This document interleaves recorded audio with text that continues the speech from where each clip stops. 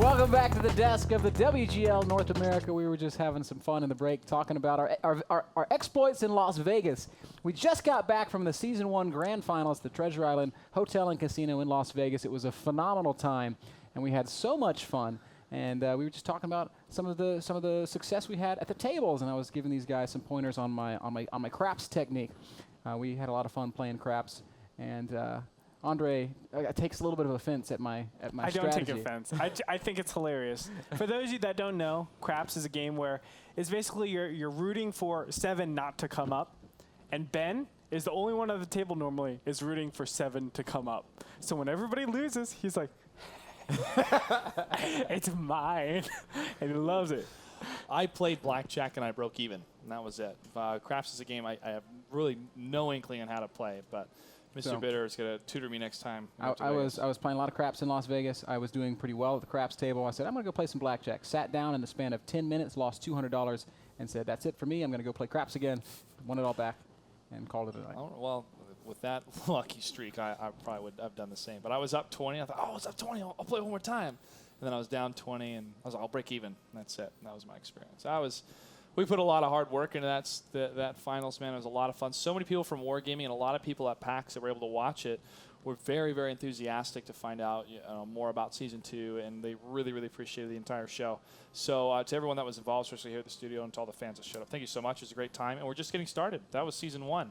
And compare that season to other games that were just getting started in esports. That was a huge victory. Huge victory for Season 1. We had a great time. I don't know if it's even been decided on our side where we're going for Season 2, but I'm hoping that we end up back in Las Vegas because that was a lot of fun. Mm-hmm. And Vegas is a great city. It is. It is. Next time I want to see a show, though. I definitely want to see You should go see the shows. Yeah. The shows there are phenomenal. And I'm going to just say this. If we go back, just go out there a day early. Go out there a day early. See a couple of shows.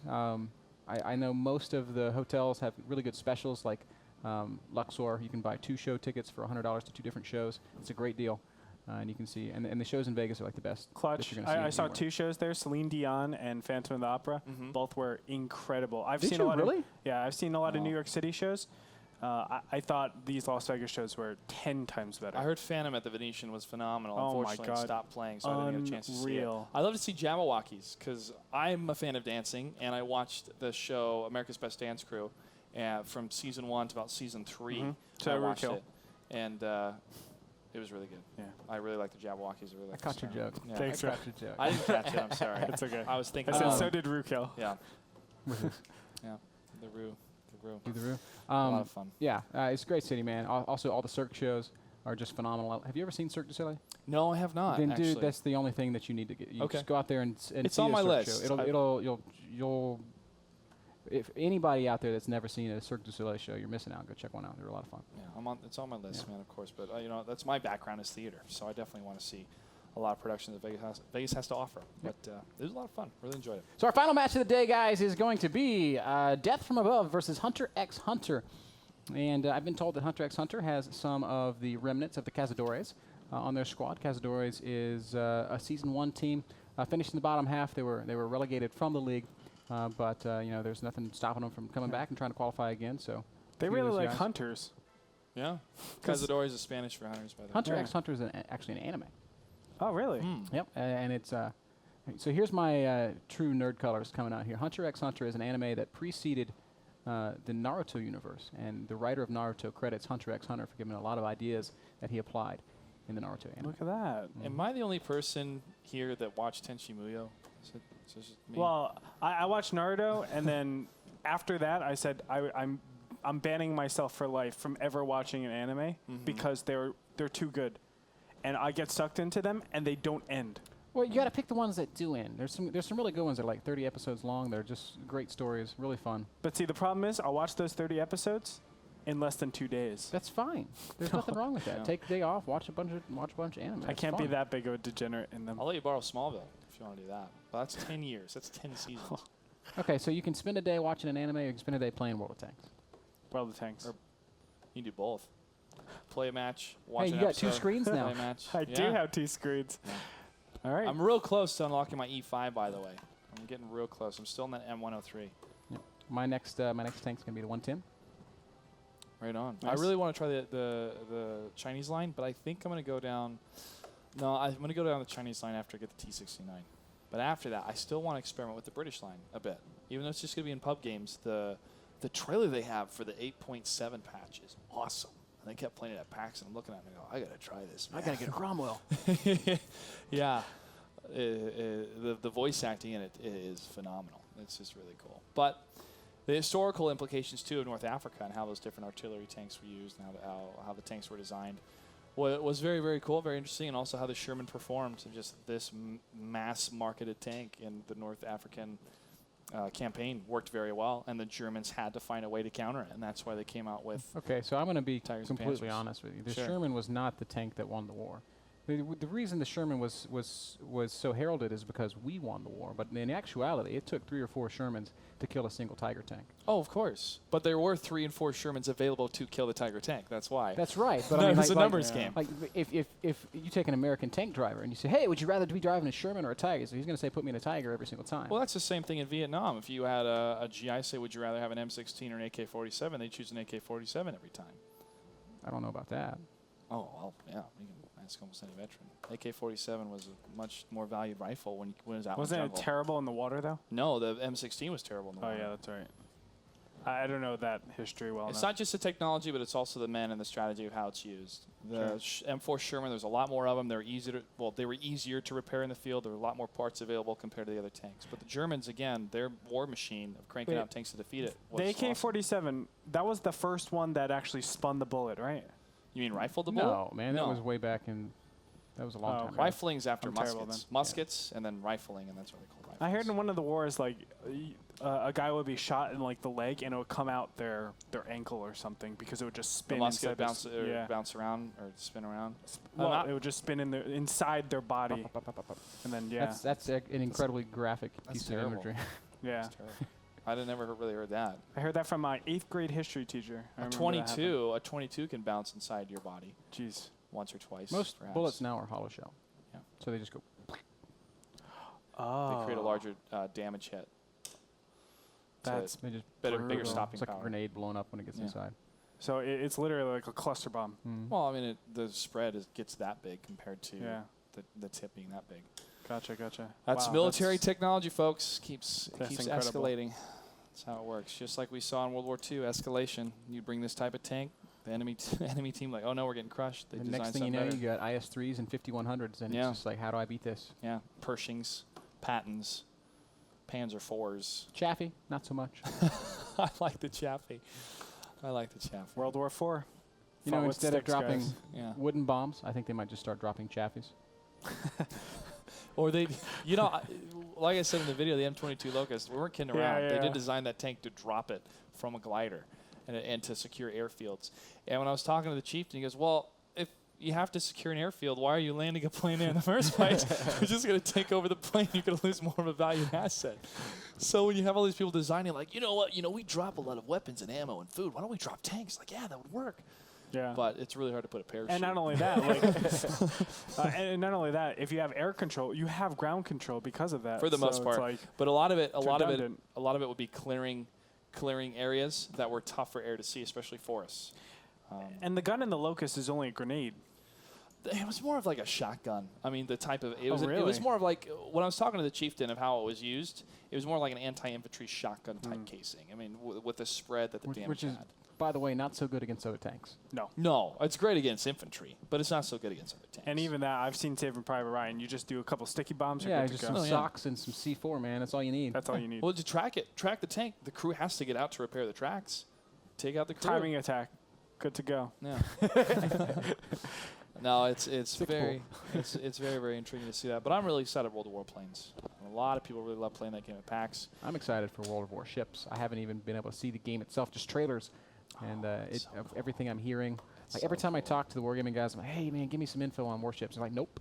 Yeah, Come on. I can't Nope. even tell you. They're like, I can tell you it's cool. Some of the things. Yeah, it is really, really neat to see. And the type of warfare on the naval side is still a lot. There's still a lot for me to learn, and I learned so much at the presentation at E3 that they had that I was really, really impressed. But World of Warplanes, to me, the dogfighting aspect, that's always been the most passionate I've been about warfare, because I was in the Air Force and that's what I wanted to do when I was a kid, and especially watching Star Wars and Top Gun, growing up watching that, and how you can almost relive the technological feats of all these different planes and how they worked, and to me, I'm really excited about that. So guys, make sure to sign up. If you already play World of Tanks, your account will be tied to World of Warplanes. Even your premium account will be tied to it. It's currently in open beta, but it's released September 26th, I believe. That's my birthday. All right. I know I'm going to get you that. Happy birthday. Thank you. But I'm really excited Wargaming. for that, so stay tuned for more information. Go to worldofwarplanes.com. Another great game from Wargaming coming out. There's a lot of September babies out there. Both my sisters born in September. Parents' anniversary is in September. We're New Year's babies. That makes so much sense now. Yep. And November, Valentine's babies. Yeah. I'm April, so what am I? April is 4, right? Mistake. Yeah. Sorry, Nice. Josh. Jeez. Wow. Wow. All right. We call them oops babies. Good night. That was so mean. I don't know. Does anything special happen in July for your parents? Independence Day, man. They're Yeah, patriots. man. Yeah, Independence Day. So No better way to celebrate freedom than by making a Josh. that's Boom. right. And That's Ben? right. February, baby. Your February I baby? was a definite oops baby. My parents were like, "Oh, damn it." That's And why then they were after so it came out, your parents made sure that Yeah. you knew. Oh yeah. Mr. Better. That's where he gets it from. Oh yeah. Oh man, I'm seeing all of the families that were there at PAX, and a lot of little kids that would come up and play the game. Some of the kids were there all day, and they'd play the games and have the raffle tickets, and they had like 40 raffle tickets ready to win a prize. We had Xbox 360s we were giving out, flight sticks, all sorts of amazing things, and it made me realize I'm not ready to have kids yet. I'm really not. I have a while to go, but I thought you were going somewhere else with that. Man, the kids, they Yeah. were so excited and energetic. They looked so happy. Yeah. And it was just so much fun to be able to give away prizes to these kids. And it really And made me I realize hated that I it. hate children. No. I didn't. No, I They didn't. were awful. That's not what I'm trying to say. I didn't hate it. What I'm trying to say is I wanted to be there. What I'm trying to say is I wanted no part of it. I wanted to be there to experience that, and I know I have no time right now. So I want to have kids when I'm ready to have that time and start a family, and that's at least 5 to 8 years from now. I'm too busy. I'm too selfish. I need to make more money. But it really was great to have that kind of family setting at the Wargaming booth, man. It was family friendly. It was a lot of fun. And Wargaming always puts together the most phenomenal booths. When I was younger and very aspiring to be, I was into like actuary stuff. I was in heavy mathematics. And I was like, oh, I'll have a kid once I get $3 million. And then if I want another kid, I get another $3 million. That way, all the interest can just go into that. And then Yeah. you got into esports and you And then realized you're never I having a have to kid. lower my standards. When I can make it to my third paycheck, Yeah. I do the tally and go, well, this month I can afford diapers for one child. That's about it. a diaper, Yeah. a cloth diaper. No, it all works out, man. If you wait to afford kids, you'll never have kids. So it always works out. My parents were able to do it with 4 children, then one day, far away from now, you just got to find the right girl first. But Well, I mean, of course, that's paramount. the real challenge. Yeah, Yeah. that is. That's the real challenge. So Figure that out. it looks like we know that we're going to be playing Himmelsdorf, guys. I still haven't seen tanks selected. Looks like that selection process is just beginning. Once again, we're getting ready for our final match of the day, Death from Above versus Hunter x Hunter. The DFA team have begun readying up some of their tanks for Himmelsdorf. I see a single IS-3 represented. We'll see how they choose to round it out. Do we know if Cazadores is still a team? I haven't heard anything from them since qualifier number 2. I'm not sure, but there is Tico 161, Onizuka, of course, is there. Heliox 02. Actually, they're all Cazadores. Yeah, these are several Kaza players, so I guess Because Kaz is probably the clan that they're coming from, obviously, Yeah. and then they're made up a second team. Well, I'll have to ask them But guys, in Spanish later no on. Kufo. No Kufo. Ah, Kufo, the top performing light tank player from Season 1 by a large margin. Yep. that includes damage and scouting, correct? Mhm. Everything. Damage, scouting, lifetime, ratios. Very second place in capture points Yes. Oh, capture points. behind MacG. There's like 6 different variables that went into it weighted. Yeah, and he was In also one of the importance. candidates for MVP. That's right. A very voted for candidate for MVP, by the way. Yeah. Really? Mm-hmm. Like Can you give us? No, don't give us. He was scores. the third highest vote getter. Third highest. Wow. That's behind Mac G impressive. and Absolute Royal. Look at that. Great Very community. Great community of players. Really was. All right, gentlemen, it is time for our first battle in this final best of 5 of the day. Hunter x Hunter versus Death from Above. We're moving on into Himmelsdorf. You ready? I'm ready. Let's do it.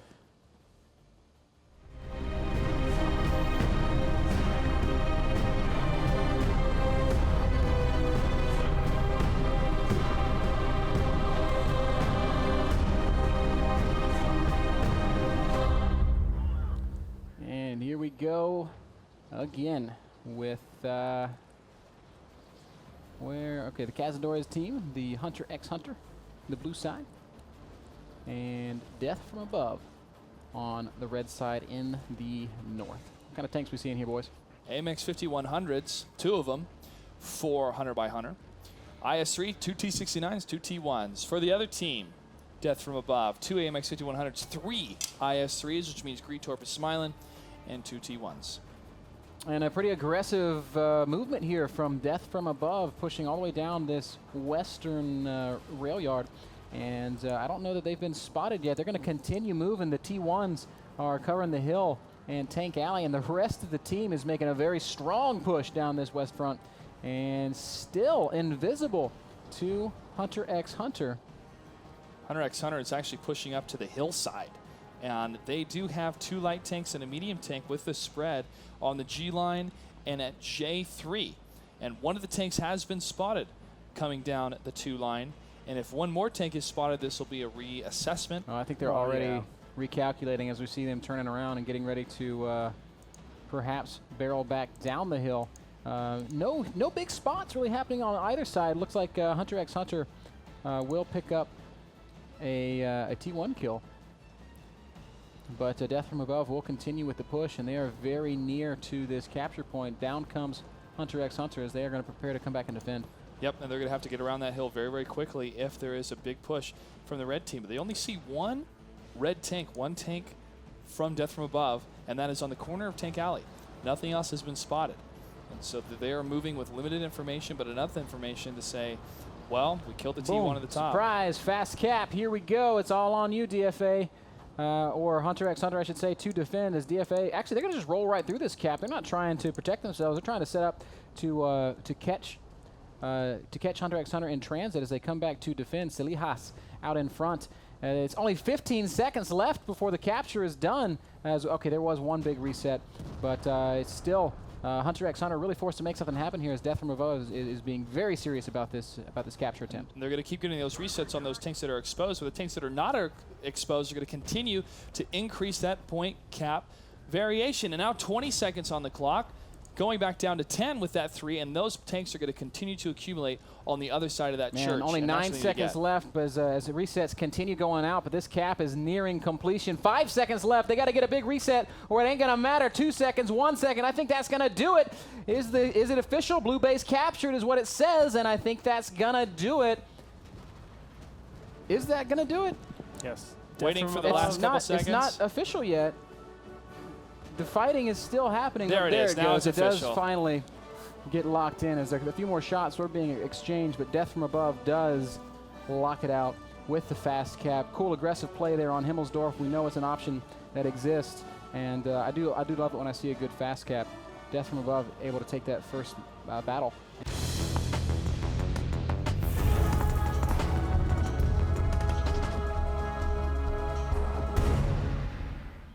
All right, gentlemen, here we go again. Abbey is the map, and Death from Above, our red team spawning in the south, does currently lead 1-0. We saw fast cap on Himmelsdorf, and interestingly enough, we see another focused push here materializing. All 5 Tier 8 tanks moving out together, the Tier 1s being sent out to cover alternate attack paths. So the opposite for the blue team, which is Hunter by Hunter. Take a look at the tank selection. 2 AMX 5100s, 2 T69s, an AMX 1390, and 2 Tier 1 Cunninghams. 4 Hunter by Hunter. For Death from Above, 2 AMX 5100s, 3 IS-3s, and 2 T1s. Going for more of the armor strength of the IS-3s for Death from Above. But they do lose their first T1. Bullsaw. Yeah, he goes right down. And I don't know that he even really got a good spot off. He did. He saw everyone, I think. Did he? Okay. So that will at least inform Death from Above of the impending threat, that threat of aggression, that threat of capture. But in fact, it doesn't look like Hunter x Hunter is being that mobile. They've kind of killed that first T1 and stalled out a little bit, slowing down their push. DFA, on the other hand, also taking their time. They haven't exactly made a big hard push down that western one line. No, they haven't, but they are reaching about halfway through the map from the north side. And when they do get that position just above, they could be able to spot that T1, that light tank at the bottom of that hill. And with the trajectory, with the gun depression, depending on what tank is able to see, it could get that kill itself. But now it's going to be a slow move, a slow push, and a little bit of a spread as they do keep the other T1 Cunninghams up to the north side to try and see if any of Death from Above will move in on their flag capture. It will be tough to get back in time if there is a full commitment right now. But as we can see on the minimap, there will not be from Death from Above. But they do see that Tier 1. And they're going to try to line up at least a kill or a shot. But if they do try to do that, it will leave themselves exposed. But in that defensive position, that parking lot position of Death from Above, nothing's going to cross that line because nothing is going there anyways, Ben. Yes, sir. Not a lot of movement out of Death from Above. They are absolutely 100% on lockdown. They do lead 1-0, so I guess in theory there is no urgency, no real need for them to do anything crazy. And it could just be a fact that Abbey's not a map they're comfortable playing, so they're going to sit back, take their time, stall it out if they have to, and you know, if they don't have to, then so be it. We can see 4 tanks holding this A1 line and a single AMX 5100 sitting back to look across to the flag. So they do have full vision of the necessary parts of the map, but there's clearly nothing being forced. There's no real aggression taking place. 7 minutes left on the clock. This is going to be a standstill, folks, for a little bit, as both of these teams are going to try to find a window of opportunity to get some shots fired across the Monk Village of the Abbey. But that is going to take a little bit of a little bit of time here. Death from Above is up 1-0. Ben, if you were in Death from Above's shoes, would you wait until the 3-minute mark before you made a choice of what you're going to do? Dude, if I was a pro tanker, you would never see me do these kinds of slow plays. I fully feel that you can win games with mobility alone, and I think it's just a matter of time before we see more top-tier teams taking advantage of that. This is just the nature of real-time strategy games, and I am of the opinion that World of Tanks is a real-time strategy game. It is a game of strategy. The difference is you have 6 other minds working with you, try to execute that strategy. But it is a thing of beauty, in my opinion, to see a plan come together, just like the A-Team. But to see it executed so well and in so brief of time, in small little windows, small little battles, that each and every one of these players has to play, has to win, to land their shots, to aim for their shots, the best places of the enemy tanks to get that penetration, and also to be completely aware, have a real sixth sense, a gamer sixth sense, a tanker sixth sense, or any type of game that you play, to just feel, not think, where the enemy's going to be, how to place your movement, how to track their movement, where to shoot, where to aim your turret to line up that shot, when a tank is going to be behind you, when to move forward and get behind cover. All these things, and we see teams like Na'Vi and Fulcrum Gaming and Simp be able to perform at that type of level. Yes, sir. Still absolutely zero movement out of Death from Above, who we're looking at from above. It is stagnation from above is what I am seeing. I see what you did from the overhead camera here. These guys just sitting here holding these corners, making sure that there is no threat of a push or an attack of any kind. They have vision of all the relevant attack paths, and they're just going to sit here and hold it. It looks like they just don't like Abbey, is the way I'm reading into this. What do you think, Andre? Yeah, that's exactly it. I mean, we've seen Cazadores consistently pick Abbey, and if they have an inkling of how Cazadores played before in WGLNA Season 1, they definitely have a nice plan going into it. They're just saying, okay, Cazadores or Hunter x Hunter, let's go ahead and just draw this out and move on to the next map because we don't feel comfortable. And let's be honest, Abbey is one of those maps that I know a lot of teams do not practice because they don't like it. That's a very good point, man. And you know, there's Nobody holding a gun to the player's head saying, hey, you've got to practice this map. It's something that you only really have to play if somebody picks it, and if you don't like it, you don't pick it. And just think about it, like the amount of time you have to put into Abbey, because it is a very complex map. But the amount of time you have to put into Abbey, not all these players have the time that other teams do. So if they're looking at just raw quality in their practice, they're actually going to say, okay, let's just draw out Abbey every single time because we don't have as much time as other teams. And let's invest it all into the maps that we can really do and work on something else. Right, you can say the same thing about Airfield as well. There's a map that I believe more series, more matches have hinged on Airfield than they have on Abbey, at least for the last matches. But some of the meta that has changed or different strategies bring into it. We didn't see a lot of play in the grinder, then we started to see more play in the grinder. It's a map that it is part of the map pool, it is part of the strategy, but it's one of those last choices sometimes. But we've seen Fulcrum actually choose Airfield when they would lose a battle. It was the map that they chose the most. 3 minutes left, gentlemen, and we are finally seeing a little bit of movement out of Death from Above. They have advanced forward by about 100 meters. A lot of move from Hunter x Hunter, though. They're circling around the northern side, leaving a T-69, a single T-69 behind. But the 5100s, which are, I would say, the brunt of the force in this army, they're going to be circling around to potentially pressuring on that southern hill. Well, they do have that one take advantage of Bullsaw, so eyes and ears are cut in half for the tier 1s. But 2 minutes and 22 seconds left on the clock. It could not be a full-on push to completely annihilate the team. But now there's a scout in T1. Bocino sees Sijus, Buccaneer, Bocino and takes MacGyver. like 4 shells of maybe 5 shots until he finally does go down. Every one of these autoloaders is going to have to clip after that. AMX 5100 shot at him, IS-3 shot at him.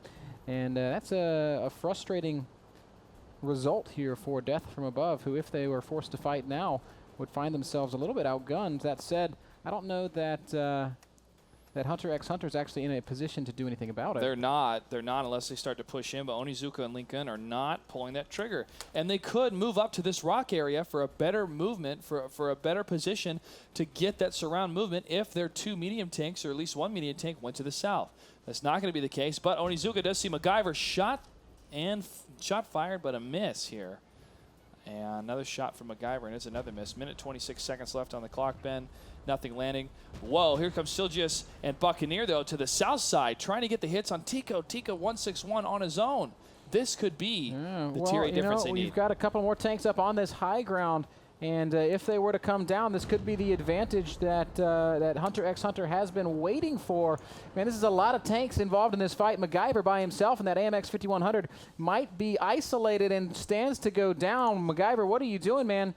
You're in a very awkward position, and he needs to get out of there. He's trying to make a full retreat, manages to miss one of Lincoln's shot. Lincoln shoots again, taking MacGyver down to 570 hit points, down to now 320 hit points. MacGyver trying to get back to his teammates, but he is ultimately going to go down as Lincoln does a great job giving chase.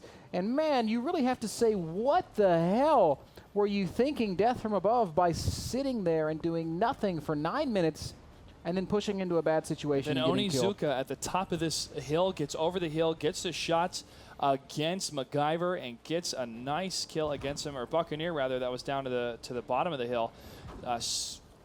Salihas, excuse me, pardon, name not pronouncing correctly, but he's going to be dead soon anyways. 618 HP as Tico and Onizuka land from the top, and shots ringing out from the surround from the other. 1390 from across the way, and the victory goes to Hunter by Hunter. Man, I can't wrap my brain around what Death from Above was thinking. Andre, I'm just going to ask you, what was Death from Above thinking? I have no clue. It was a really uncoordinated attack. 2 IS-3s going into the Abbey of all tanks. I mean, that's a perfect way to just get completely run over, right? IS-3s are not that mobile. Let's be honest, they don't have the best accuracy. It's not terrible, but it's not the best compared to, T-69 or something else. And when doing these long-range fires, it can get really dicey. When there's a lot of cliffs, it can get really dicey. And that was a perfect position where it was 3v5. right? Yeah. 3 tanks versus 5 tanks. We didn't even see the 2 IS-3s. Let's go into the team score right now. Yeah, And we can see pretty clearly that it's all about the damage output, and it was overwhelmingly in favor of Hunter x Hunter. They were just able to keep their tanks alive and pile on the damage, whereas Death from Above did not enjoy that kind of luxury. A grand total of about 2,000 damage being dealt by the entirety of Death from Above, whereas a much different story told on the side of Hunter x Hunter. Yeah, and the positional aggressive movement of Death from Above, you would think this makes sense if they were up against 2 5100s that are trying to hold one of the lines. 2 of the tanks of the north side were pushing in, and 1 tank from the bottom pushes in, tries to damage one of the 5100s, falls back, reassesses and sees what the enemy team does, because now they have the advantage at 2 minutes left in the game of the 8-tier advantage. In my mind, I'm thinking that's what they're trying to do. But Hunter by Hunter had the 2 5100s at the top of the hill. They had the T-69 continually falling back, falling back, falling back. They took the bait. They came across. They were able to chase down MacGyver to the north side, and the 5100 at the top got the rest of the shots landed. And one of the T-69s from way far away, along with the 1390, kept getting that crossfire for those 2 tanks moving the corner. They set up that plan perfectly, at least because of the execution of Death from Above. Why they did that, though, why they kept going after that one tank, I don't know. And if you think about how they executed it, you have 2 IS-3s coming from the Abbey. You have 2 heavy tanks coming from the low ground, and 1 tank coming from the high ground all the way on the western side. What does that punish? What position does that punish? And the only thing I can it's think, just sloppy, man. The only thing it punishes is the tank going to the opposite side. or all 8 or all 7 the tanks. only thing it punishes is more like you have to be more sloppy than this. Yeah. If you're going to if you're gonna lose to this, it was really sloppy. I mean, I did not like it. Did not like it. DFA kind of falling apart in my opinion, guys. We're gonna take a very short break. When we get back, it'll be our 3rd map in this series. Don't go anywhere.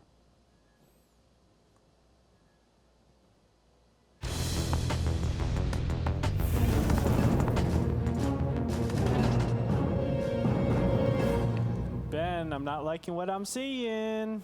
Yeah, it's I'm right there with you, man. This is not a kind of tank configuration that lends itself to the kind of play that you need to make to win on this map, in my opinion, unless you just want to find a corner, sit there, and say, you shall never cap. That could be a viable strategy. Now, we have seen 5100s on this map. We've also seen it on steps before, so I'm not too surprised.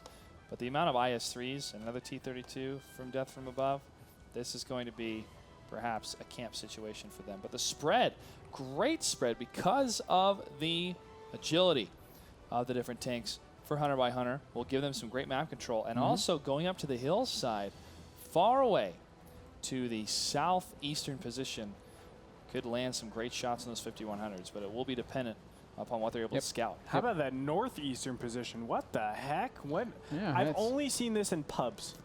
That's a great spot to kill people up on the hill. I go there all the time. But in terms of like... Shots fired from Onizuka, though, and he does land against Reneka. Another one's fired. Looks like that one did not hit. Silgianis. Reneka dropping down to about 837 hit points in his IS-3, and Salihas also taking a little bit of damage. So looks like some unanswered fire coming here from Hunter x Hunter, and already their position looking pretty considerable given the circumstances. No, with that HP value being dropped on that IS-3, that's how it's gonna play out in the first 2 minutes of the game here.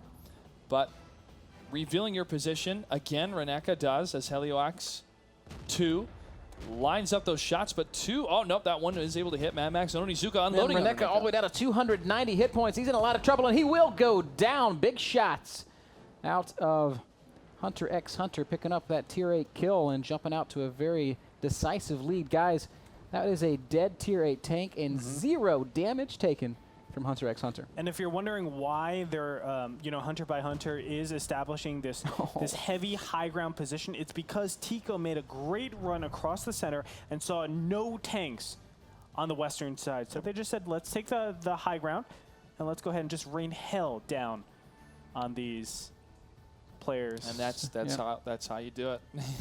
Salihas did manage to take a chunk out of Lincoln's HP, but unfortunately it's still a tall hill to climb, as Hunter x Hunter clearly enjoying a big tier advantage.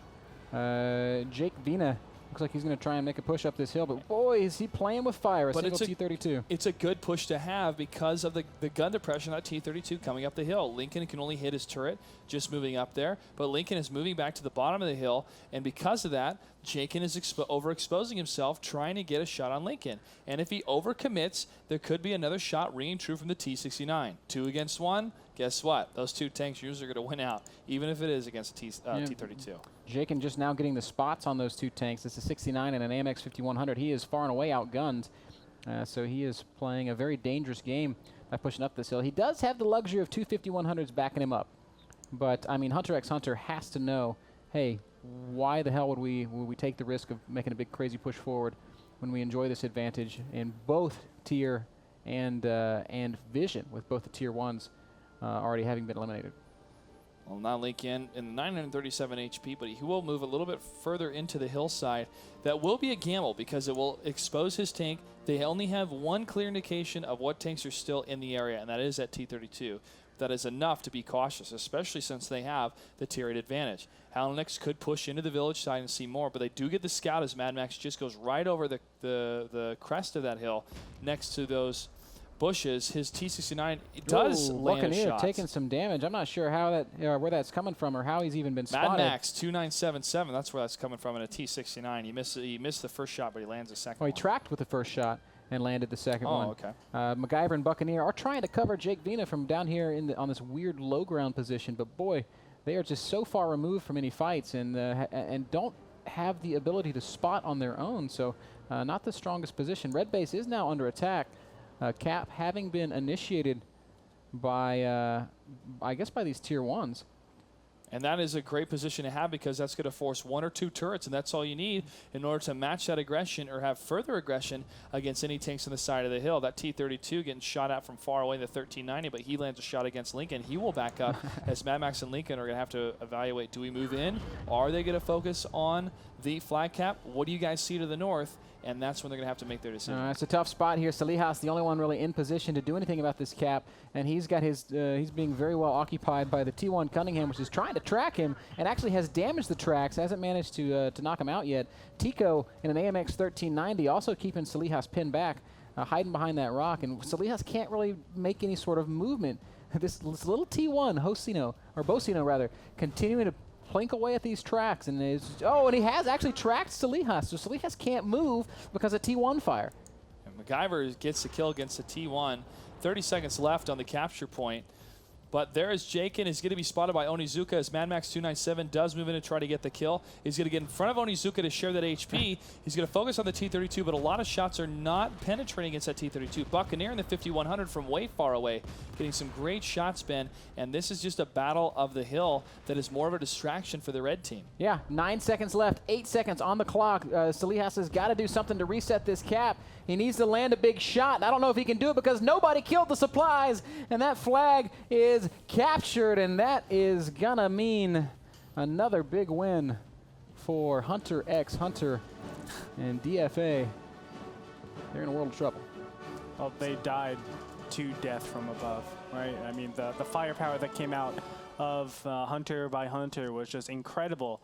And yeah, you know, the IS-3 Salihas did actually fire at the T1, and they hit the destructible debris. Really, really, I want to say unfortunate, but it's just not comprehensive play protecting the cap in the very early game stages. Yep. Yeah. Always kill the supplies, man. Always. That's 101, guys. If you ever want to play anything competitively, you have to know the fundamentals, and that is one of the fundamentals of World of Tanks. Not just 7x42, but also competitive play. Yes. Destroy the supplies. There's a reason they're there. You know, there's a reason they're there. Wargaming put that in of, hey, here's your tank supplies, and here's a little bit of extra cover in case you're, you know, trying to cap it. Get rid of it. Destroy it. Blow it up. Run over it. Anything. Get rid of it. Hunter X. Welcome back to the Wargaming.net League North American Season 2 Qualifier number 1.